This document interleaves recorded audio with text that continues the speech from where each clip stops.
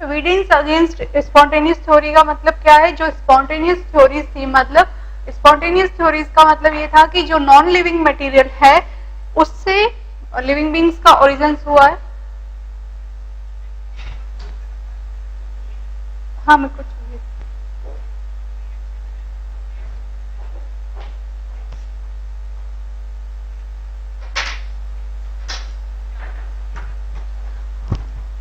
जो non living primitive material है उससे लिविंग बींग्स का ओरिजिन हुआ है। हम लोग पढ़ रहे हैं इवोल्यूशन। इवोल्यूशन का मतलब क्या होता है? इवोल्यूशन का मतलब होता है development of life on earth. ठीक है, अर्थ पे जितने भी मैमल्स पाए जाते हैं, ह्यूमन बींग्स पाए जाते हैं, एनिमल्स है, वर्टिब्रेट्स है, फिश है, बर्ड्स है, एम्फीबिया है, रेप्टाइल्स है और प्लांट्स है, इन सब का ओरिजिन कैसे हुआ और इनका अर्थ कैसे बनी, सोलर सिस्टम कैसे बना, सोलर एनर्जी कैसे बनी, ये सब कहाँ की स्टडी जो होती है वो क्या कहलाता है? इवोल्यूशन। इवोल्यूशन का मतलब है कि जो हमारी अर्थ है वो कैसे बनी, उसका बनना, origin of earth, origin of life और डेवलपमेंट ऑफ लाइफ, ये सब आता है इवोल्यूशन में। अगर देखा जाए तो ओरिजिन ऑफ अर्थ कैसे हुआ? अर्थ कई सालों पहले, जैसे 4000 ईयर्स एगो, ठीक है, क्या था? अर्थ एक बहुत ही गर्म गोला था, उल्का पिंड या कॉस्मिक रेस थी उसके अंदर, बहुत ही ज्यादा गर्म था, उस पर कोई लाइफ नहीं थी, वो ठंडी होती रही 100 ऑफ ईयर्स, मैनी ईयर्स तक। फिर उसके बाद में उसका जो प्रिमिटिव एनवायरमेंट था, जो स्टार्टिंग का एनवायरमेंट था, वो क्या था? वो रिड्यूसिंग एनवायरमेंट था। रिड्यूसिंग का मतलब होता है कि हाइड्रोजन का प्रेजेंट होना, यानी वो वहां पे जो भी प्रेजेंट था एनवायरमेंट के अंदर, गैसेस के अंदर, हाइड्रोजन था, हीलियम था, अमोनिया, मीथेन और वाटर वेपर्स। वहां पे इस कंडीशन में कोई भी ऑक्सीजन फ्री नहीं थी, इसलिए वहां पे लाइफ ओरिजिन नहीं हुआ। उसके बाद में क्या हुआ? धीरे धीरे सेकेंडरी इन्वायरमेंट बना। सेकेंडरी इन्वायरमेंट का मतलब है कार्बन मोनोऑक्साइड बना, कार्बन डाइऑक्साइड बना, सल्फर ऑक्साइड बना, नाइट्रोजन बनी और दूसरी गैसेस बनी। तो वो हुआ फर्स्ट प्रिमिटिव इन्वायरमेंट यानी रिड्यूसिंग इन्वायरमेंट, जिसमें कोई लाइफ नहीं थी। सेकेंडरी इन्वायरमेंट जिसके अंदर ऑक्सीजन थोड़ा सा प्रेजेंट था, किस फॉर्म में? या तो ऑक्साइड के फॉर्म में या फिर दूसरी गैसेस के साथ में कंबाइंड होकर। ठीक है, उसके बाद में जो थर्ड चेंज था वो क्या था? केमिकल्स। केमिकल्स कौन से प्रेजेंट थे अर्थ पे स्टार्टिंग में? केमिकल्स जो प्रेजेंट थे वो थे रॉक्स और वाटर वेपर्स। वाटर वेपर्स का मतलब वाटर, जो वाटर वेपर्स की ड्रॉपलेट्स थी वो कंडेंस हुई, ठंडी होकर अर्थ पे गिरने लगी। कई सालों की बारिश के बाद में अर्थ पे रिवर्स बनी, लेक्स बने, ओशंस बने। तो इस तरीके से अर्थ पे प्रिमिटिव क्या था? पहले हाइड्रोजन, हीलियम, अमोनिया, मीथेन और वाटर वेपर्स। सेकेंडली अर्थ पे क्या बना? Carbon dioxide, carbon monoxide, nitrogen, दूसरी गैसेस, सल्फर ऑक्साइड एक्सेट्रा। फिर उस पे रॉक्स और वाटर यानी ओशंस और रॉक्स। फिर उसके बाद में क्या हुआ? एनर्जी। एनर्जी के लिए सोलर सिस्टम प्रेजेंट था, वॉल्केन्स निकल रहे थे तो उसके अंदर भी एनर्जी थी और भी बहुत सारी एनर्जी थी। तो उस तरीके से क्या था? एनर्जी का सिस्टम था। ठीक है, तो एनर्जी मिलने से कार्बन डाइऑक्साइड प्रेजेंट है, वाटर प्रेजेंट है, तो क्या बनना शुरू हुआ? कार्बोहाइड्रेट यानी मॉलिक्यूल्स बनने शुरू हुए। इन मॉलिक्यूल्स की वजह से क्या हुआ? प्रिमिटिव लाइफ की स्टार्टिंग हुई, या एल्गीज बने या बैक्टीरिया बने, ऐसा माना जाता है। तो इस लाइफ के ओरिजिन के लिए अर्थ ने कितना टाइम लिया? तब से लेके आज तक उसका ओरिजिन होता जा रहा है, डाइवर्सिटी बनती जा रही है। अब इसके इवोल्यूशन के लिए पता है डिफरेंट टाइप्स की थ्योरीज कहते हैं। जैसे सोलर सिस्टम कैसे बना? सोलर सिस्टम एक कॉस्मिक पिंड था, जिससे क्या हुआ कि सोलर बना, सन बना और उसके चारों तरफ जितने भी प्लैनेट्स है, यूरेनस बना, नेपच्यून बना, मर्क्यूरी, वीनस वगैरह, जुपिटर वगैरह, ये सब उसी कॉस्मिक पिंड से बना। कैसे? स्टार्टिंग में ऐसा माना गया कि ये कॉस्मिक डस्ट का राउंड है जो कि देखा गया था। उसके बाद में ये जो है राउंड्स के अंदर ओरिजिनेट होता गया क्लाउड अपने सेंट्रल मास के चारों तरफ। इसका सेंट्रल मास वार्म था और उसके चारों तरफ राउंड राउंड में ये क्लाउड अरेंज होता गया। ये जो राउंड्स है ये ऑर्बिट्स बनते गए और फाइनली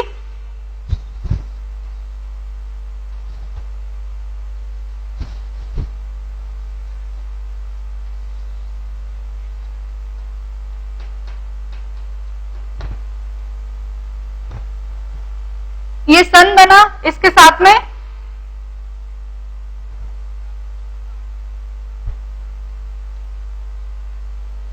अर्थ, मर्क्यूरी, वीनस, मार्स,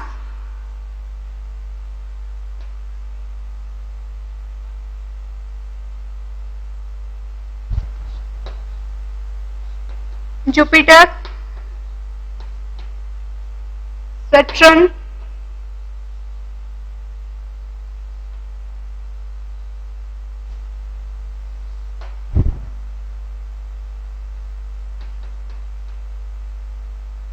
यूरेनस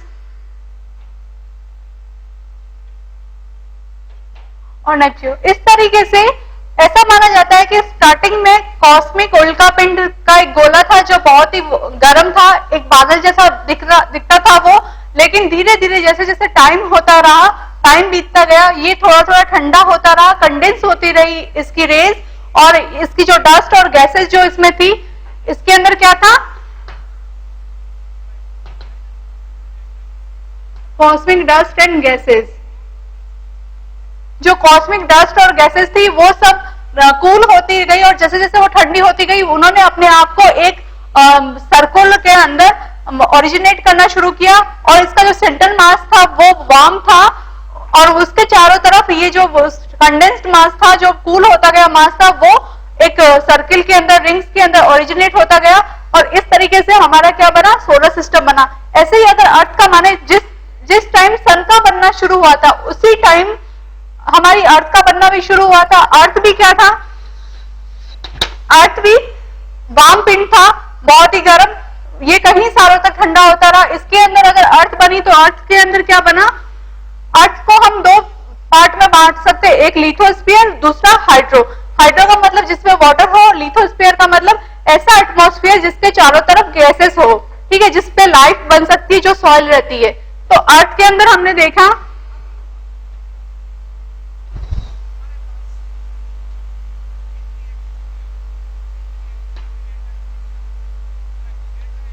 अर्थ जो बनी होती है उसके अंदर होता है इनर कोर,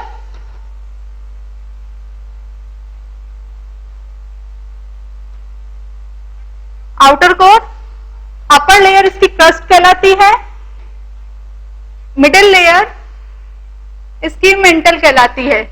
मतलब जो इनर कोर है इसका वो अभी भी गर्म है, ठीक है, उसके अंदर निकल और आयरन जैसे मेल्टेड एटम्स पाए जाते हैं, एलिमेंट्स पाए जाते हैं। जो इसका मेल्टन है उसके अंदर मेल्टेड एटम्स पाए जाते हैं, एलिमेंट्स पाए जाते हैं, जिसके अंदर क्या आता है, मैग्नीज आता है, मैग्नीशियम आता है, सिलिका आता है। जो इसका क्रस्ट है वहां पे सेडिमेंट्री रॉक्स आती है, एल्यूमिनियम आता है, सिलिकेट आयंस आते हैं, बेसाल्ट आता है, एक्सेट्रा। तो अर्थ को हमने 3 पार्ट्स में डिवाइड किया, क्रस्ट, मेंटल और इनर कोर। जिस तरीके से हमने ये माना कि सन जो था वो सेंट्रल पार्ट था, वो वार्म पार्ट सेंटर में रहा, और उसके चारों तरफ डिफरेंट टाइप्स की रिंग्स ओरिजिनेट होती गई, जिसके अंदर प्लैनेट्स बनने शुरू हुए। उसी तरीके से अर्थ के अंदर भी यही था कि जो पार्ट वार्म है वो उसके सेंटर में चला गया, जिसको हम कोर कहते हैं, कोर, और जो पार्ट बिल्कुल कूल है, लाइफ के लिए यूजफुल है, वो क्रस्ट कहलाता है, वो अपर लेयर है जिसके अंदर सॉइल पाई जाती है, रॉक्स पाई जाती है, एक्सेट्रा। और मेंटल क्या है, मेंटल एलिमेंट्स पाए जाते हैं, ठीक है। तो अगर अर्थ को देखा जाए तो अर्थ क्या थी, अर्थ भी इसी तरीके से एक राउंड पिंड था जो कई सालों तक पड़ा रहा, गर्म था, धीरे धीरे ठंडा होता रहा। जैसे जैसे वो ठंडा होता रहा उसकी अपर लेयर्स ठंडी होती रही, लेकिन वो इनर साइड से गर्म होता रहा। एक टाइम ऐसा आया कि अर्थ में बहुत सारे चेंजेस हुए, वो बिल्कुल ठंडी होकर अपर लेयर तो उसकी सॉइल्स में ओरिजिनेट हुई, जिसको हम क्रस्ट कहते हैं, वहां पे रॉक्स है, एल्यूमिनियम है, बेसाल्ट है, ग्रेनाइट वगैरह, ये सब चीजें, जिसको हम क्या कहते हैं, लिथोस्फीयर। दूसरा उसका जो मेल्टल पार्ट है उसके अंदर मैग्नीज, मैग्नीशियम, यूरेनाइट, पायराइट्स वगैरह ये सब चीजें हैं, उसको हम क्या कहते हैं, पेरोस्फीयर। और जो इंटरनल कोर है उसका, इंटरनल कोर का मतलब जिसमें निकल और आयरन है, तो उसको हम क्या कहते हैं, बैरोस्फीयर। तो इस तरीके से अर्थ को भी डिवाइड किया गया और अर्थ का ओरिजिन भी इस तरीके से हुआ, ठीक है। अब अर्थ हमारी बन गई, सोलर सिस्टम हमारा बन गया। सोलर सिस्टम क्या करता है, हमें एनर्जी प्रोड्यूस करता है। और विजिबल लाइट भी प्रोड्यूस करता है। और अर्थ क्या है? अर्थ लाइफ के लिए प्रिमिटिव चीज है कि इसी पे लाइफ बन सकती है या ओरिजिन हो सकती है या उसकी स्टार्टिंग हो सकती है। क्यों? क्योंकि इसके अंदर लिथोस्फीयर प्रेजेंट है, सॉइल प्रेजेंट है, प्लस एनर्जी सिस्टम प्रेजेंट है एनर्जी के लिए, दूसरा क्या प्रेजेंट है? वाटर प्रेजेंट है। ठीक है, अब क्या हुआ जब अर्थ बन गई तो लाइफ कैसे बनी? उस लाइफ के लिए लोगों ने अलग अलग थ्योरीज दी। पहली थ्योरीज क्या? Special creation. स्पेशल क्रिएशन का मतलब क्या है कि जो भी स्पीसीज बनी है वो लॉर्ड ने बनाई है, गॉड पावर की वजह से बनी है। जैसे हम लोग मानते हैं हिंदूज में, रामायण में, महाभारत में ये सब चीजें लिखी रहती है कि भगवान ने ना सबसे पहले मनु और श्रद्धा को बनाया, उसी से ये सृष्टि चली आ रही है। या सारी सृष्टि एक ही दिन में भगवान के द्वारा बनाई गई है, ब्रह्मा विष्णु महेश के द्वारा, और वो सृष्टि आज तक चली आ रही है। तो ये जो थ्योरी है ये स्पेशल क्रिएशन कहलाती है। और इस थ्योरी का ये सिर्फ रिलीजियस है, इसको सिर्फ धर्म के आधार पे मान सकते हैं हम। साइंटिस्ट इसको नहीं मानते। क्यों नहीं मानते? क्योंकि वो ऑब्जर्वेशन में बिलीव करते हैं और इस थ्योरी के लिए कोई भी ऑब्जर्वेशन करने के लिए कोई भी चीज प्रेजेंट नहीं है, इसलिए वो इस थ्योरी को सिर्फ रिलीजियस थ्योरी कहकर छोड़ देते हैं। और इस थ्योरी का मतलब क्या है? इस थ्योरी का मतलब ये है कि जब ईश्वर ने ये अर्थ बनाई, उसके अंदर जितनी भी स्पेसीज बनाई, वो सारी की सारी स्पेसीज जिस फॉर्म में उस टाइम बनाई थी उसी फॉर्म में आज भी है, प्रेजेंट है। मतलब उनका जो ओरिजिन हुआ था, bacteria, virus, mammal, invertebrates, vertebrates, reptiles और भी दूसरी plants, algae, bryophyta, pteridophyta, Mollusca, ये सब चीजें स्टार्टिंग से जब अर्थ ठंडी हुई थी, लाइफ की स्टार्टिंग हुई, तब से लेके आज तक ऐसी की ऐसी है, उनमें कोई चीज नहीं आया है। ईश्वर ने वैसे ही फॉर्म उनको देकर भेजा है, वैसे ही फॉर्म में उनको बनाया है। दूसरा वो क्या मानती है थ्योरी? ये थ्योरी ये मानती है कि उनकी जो बॉडी है, उनके जो ऑर्गन्स है, वो स्पेशली डिजाइन किए गए थे उस इन्वायरमेंट को देखते हुए। यानी किसी भी स्पेसीज ने अपने अंदर कोई भी अडेप्टेशन नहीं लाए, कोई भी चेंज नहीं लाए। ईश्वर ने उस इन्वायरमेंट को देखते हुए उनकी बॉडी, उनके ऑर्गन्स स्पेशली डिजाइन किए गए थे। और दूसरा ये मानती है, तीसरा पॉइंट, कि ये जो डिफरेंट टाइप्स की डाइवर्सिटी है, ये जो डिफरेंट टाइप्स की स्पेसीज है, आपस में इंटरलिंक्ड नहीं है। जैसे हम लोग क्या कहते हैं कि वायरस लिंक था, फिर उसके बाद में बैक्टीरिया बने, फिर एम्फीबियास को लिंक मानते हैं हम रेप्टाइल्स और बर्ड्स के बीच में। लेकिन स्पेशल क्रिएशन क्या कहता है कि ईश्वर ने बनाया है, और जब बनाया था तो वैसा ही बनाया था जैसा कि आज हम लोग देख रहे हैं। और इनकी जो स्पेशली बॉडी डिजाइन है वो कहीं से भी डेवलप नहीं हुई है, कहीं भी कोई भी चेंज नहीं हुआ है, कोई म्यूटेशन नहीं हुआ है। वो स्टार्टिंग से लेके आज तक ऐसी की ऐसी है। उसने स्पेशली ऑर्गन और उसकी बॉडी को स्पेशली एनवायरनमेंट के अकॉर्डिंग डिजाइन किया था। और तीसरा ये कहते हैं कि इन स्पेसीज के बीच में कोई लिंक नहीं था। जैसे अपन इकोसिस्टम पढ़ते हैं, फूड सिस्टम पढ़ते हैं, उसके अंदर क्या पढ़ते हैं? फूड, कि एक एनिमल दूसरे एनिमल पर डिपेंडेंट है फूड के लिए, यानी उनके बीच में कोई ना कोई लिंक है। या हम ये देखते हैं कि ये गोरिल्ला है, चिंपैंजी है, ये है ना ह्यूमंस के जैसा दिखता है, इनमें कोई ना कोई चेंज हुआ होगा, इनमें कोई रिडक्शन हुआ होगा, इनकी टेल रिड्यूस हुई होगी और फिर ह्यूमंस बने होंगे। साइंटिस्ट ये कहते हैं। लेकिन जो स्पेशल क्रिएशन की थ्योरी है वो क्या कहती है? वो ये कहती है कि इनमें कोई चेंज नहीं था, इनमें कोई लिंक नहीं था, इनके जो भी स्पीसीज थी वो डिफरेंटली थी, इनके बीच में कोई भी इंटरलिंक नहीं था। दूसरी थ्योरीज जो हम पढ़ते हैं वो क्या है? स्पॉन्टेनियस। स्पॉन्टेनियस का मतलब होता है बिना रिप्रोडक्शन, ऑटोमेटिक अपने आप रिप्रोड्यूस होना। तो दूसरे साइंटिस्ट क्या कहते हैं कि जो लाइफ है वो गॉड की वजह से नहीं बनी।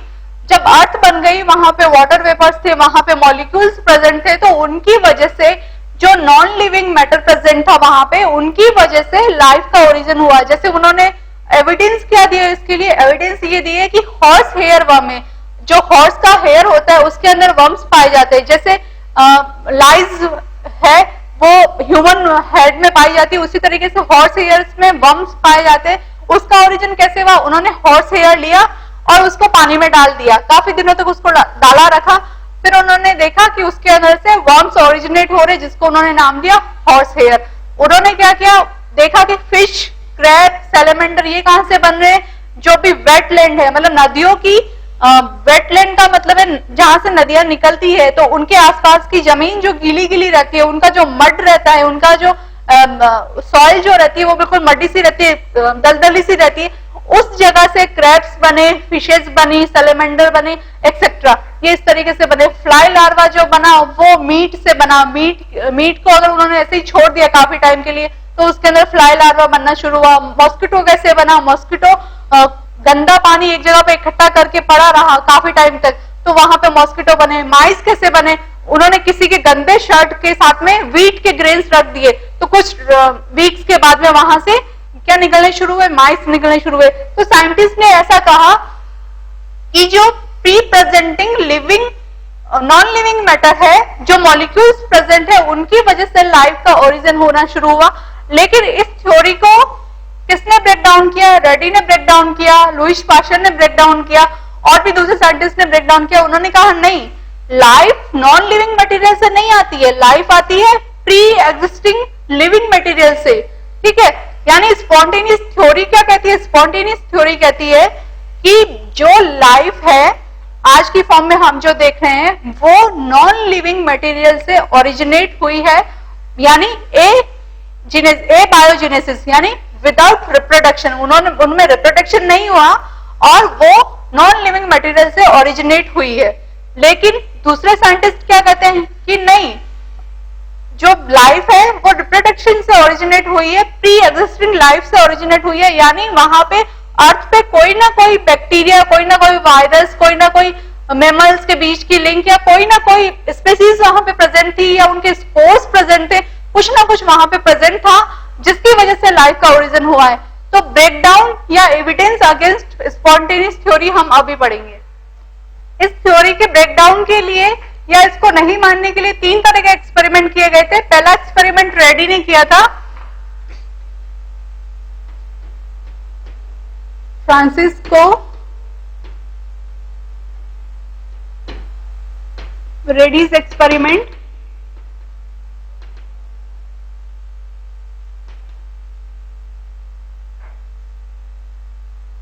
इसने क्या किया, इसने 3 तरीके के बीकर लिए और तीनों बीकर्स में उसने क्या रखा, या तो फिश रखी या मीट रखा, और एक बीकर को उन्होंने पेपर से कवर कर दिया, दूसरे बीकर को उन्होंने गाज से कवर कर दिया, और तीसरे बीकर को उन्होंने ऐसे ही रखा, बिना कवर किए रखा। फिर क्या हुआ, इन्होंने ऑब्जर्व किया। ऑब्जर्व क्या किया कि उसमें क्या चेंज आते हैं। इन्होंने देखा कि जो मीट है वो फ्लाइज को अट्रैक्ट कर रही है, उस पर फ्लाइज आ रही है, लेकिन क्योंकि पेपर से कवर है तो फ्लाइज उसके अंदर नहीं जा पा रही है। ठीक है, दूसरा गाज से कवर है तो फ्लाइज उसके अंदर नहीं जा रही। तीसरा जो बीकर है वो बिल्कुल बिना कवर है, अनकवर्ड है, तो फ्लाइज उसके अंदर जा रही है और जो मीट का मटेरियल है उस पे अपने एग्स दे रही है और उन एग्स से फ्लाई लार्वा डेवलप हो रहा है। तो उन्होंने कंक्लूजन क्या निकाला, उन्होंने कंक्लूजन ये निकाला कि जो लाइफ है वो ओरिजिनेट होती है एग से, प्री एग्जिस्टिंग लिविंग मटेरियल से ओरिजिनेट होती है, ना कि pre existing non living material से। रेडी ने ये कहा। दूसरा जो साइंटिस्ट था स्पेलमैन, उसने क्या किया, उन्होंने न्यूट्रिएंट ब्रोथ लिया। ब्रोथ मतलब बैक्टीरिया वायरस के कल्चर के लिए यूज किया जाता है, यीस्ट वगैरह के लिए, उसको लिया और एनिमल्स लिए, चाहे माइक्रोब्स ले लो, चाहे बैक्टीरिया ले लो, चाहे वायरस ले लो, चाहे कुछ भी, उन्होंने लिया, उनको हीट किया, गर्म किया बहुत टाइम तक। गर्म करने के बाद में उन्होंने क्या किया, उस बीकर को बंद कर दिया डायरेक्ट। 2 दिन तक ऑब्जर्व किया, उसमें कोई लाइफ नहीं थी। ठीक है, फिर उन्होंने क्या किया, उसको खोला। जब उसके बीकर को खोला और फिर वापस 2 दिन के लिए ऑब्जर्व किया तो उसमें लाइफ स्टार्टिंग उनको दिखाई दी। कैसे दिखाई दी, क्योंकि उनके अंदर उन्होंने ऑलरेडी क्या लिया था, एनिमल्स लिए थे, लेकिन उन्होंने हीट से स्टरलाइज किया था। यानी हम ये मानते हैं कि स्टरलाइजेशन प्रोसेस क्या होता है, जब हम किसी भी चीज को गर्म करते हैं या पानी को गर्म करते हैं या किसी भी फ्लास्क को गर्म करते हैं तो उसके अंदर जो भी माइक्रोब्स होते हैं वो सब मर जाते हैं।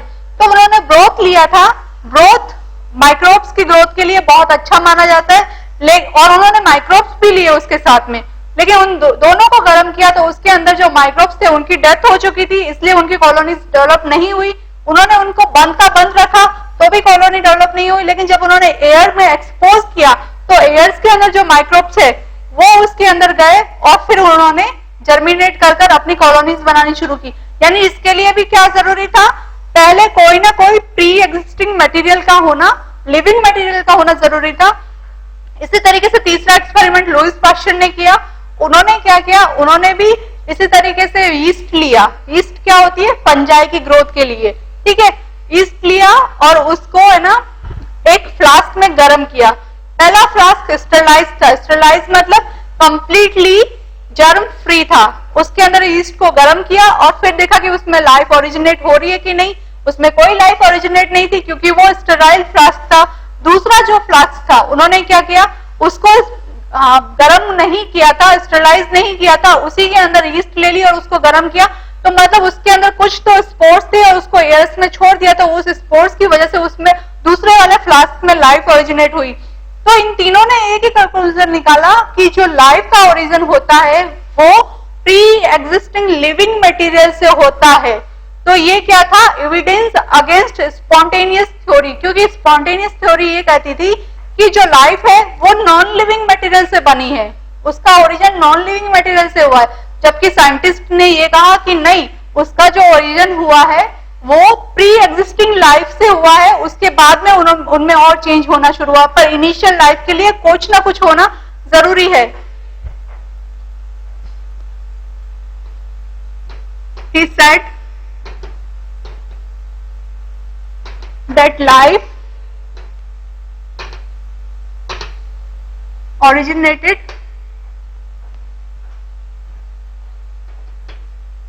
from egg, that is a pre-existing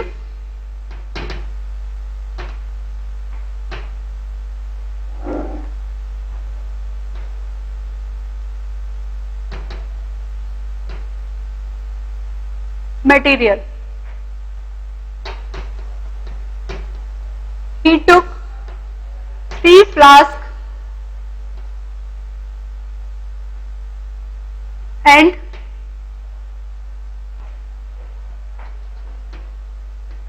put meat and fish into each flask. First covered with paper and second covered with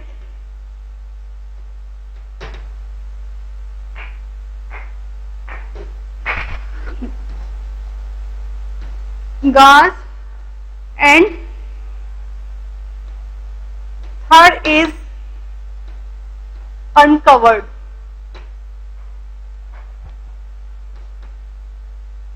These flasks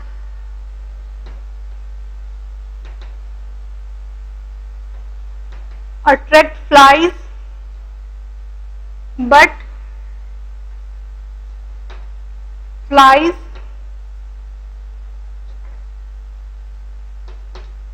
laying its egg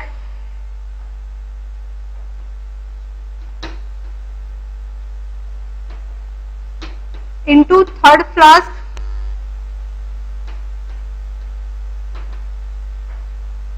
which is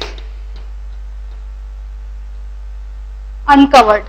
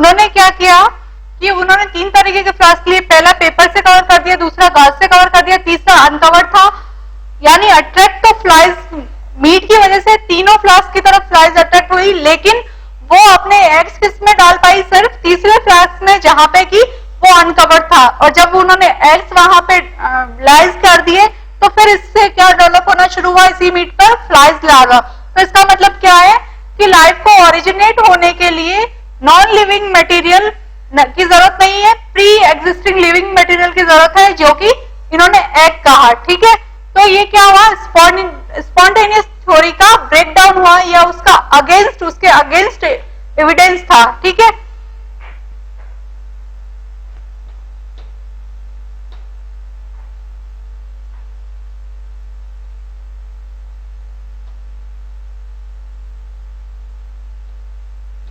seventeen 29 to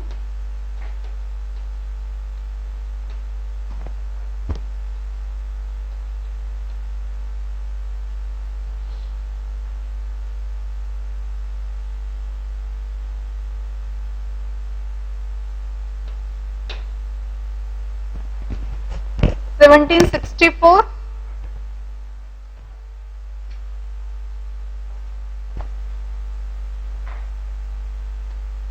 second जो experiment किया था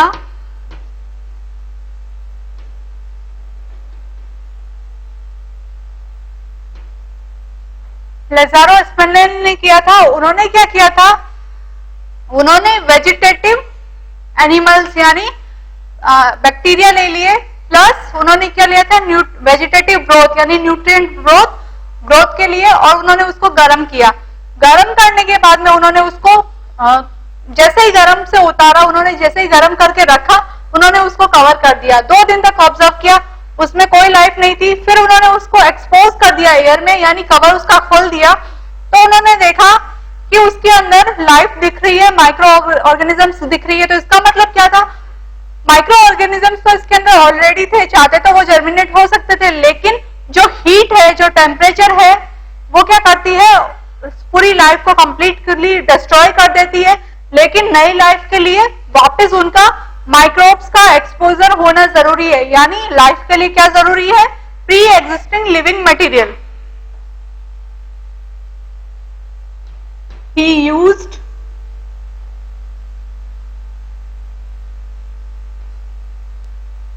bacteria plus nutrient growth.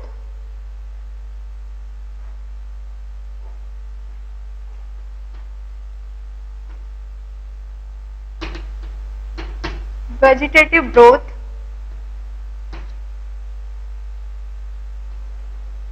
and he heat this material at 100 degrees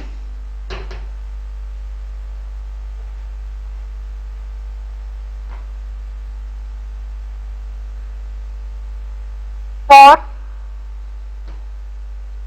few hours, कुछ घंटों के लिए उसको गर्म किया,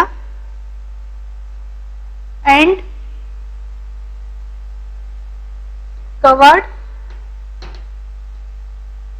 immediately, तुरंत उसको कवर कर दिया। जैसे ही गर्म किया, गर्म करने के बाद में उसको कवर कर दिया। He observed no life in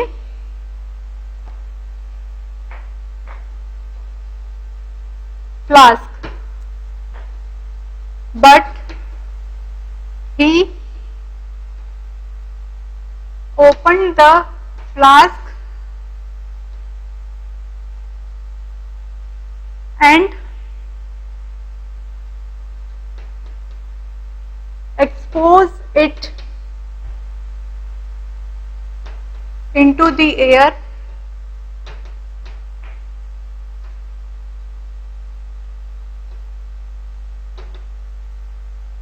many microbes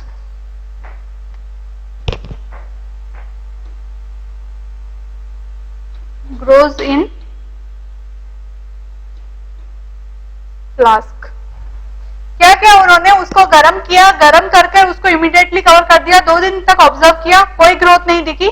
फिर उन्होंने कहा कि ग्रोथ को देखने के लिए उन्होंने उसका कवर खोल दिया और उसको एयर में छोड़ दिया। जैसे ही छोड़ा तो उन्होंने उसमें लाइफ दिखनी शुरू हुई, उसके अंदर माइक्रोब्स का ग्रो होना शुरू हुआ।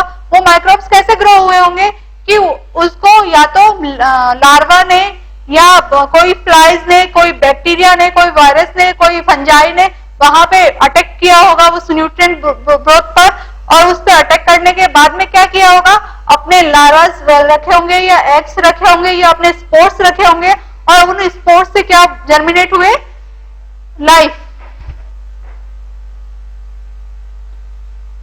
He concluded that heat and temperature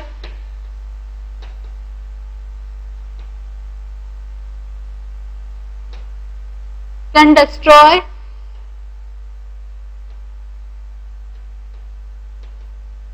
life, but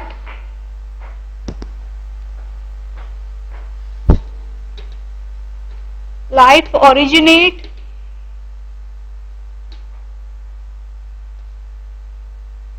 by pre-existing living material.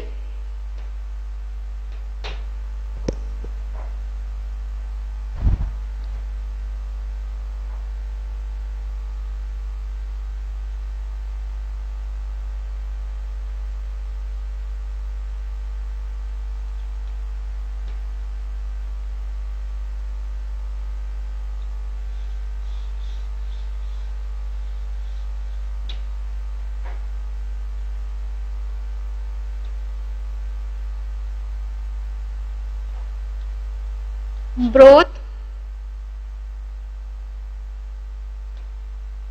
bacteria, warm at 100 degree centigrade और गर्म करने के बाद में इसको कवर कर दिया।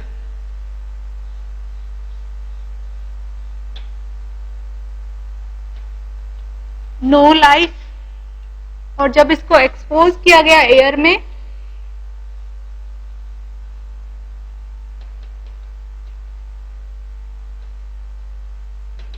एक्सपोज टू एयर,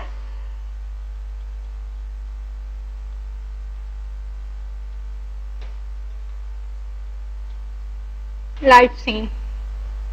ठीक है, जब उसको एक्सपोज किया गया एयर में तो उसमें लाइफ देखने को मिली, लेकिन जब गर्म करके उसको कवर करके रख दिया गया तो उसमें कोई लाइफ नहीं थी। 1626 to 1795, 1684।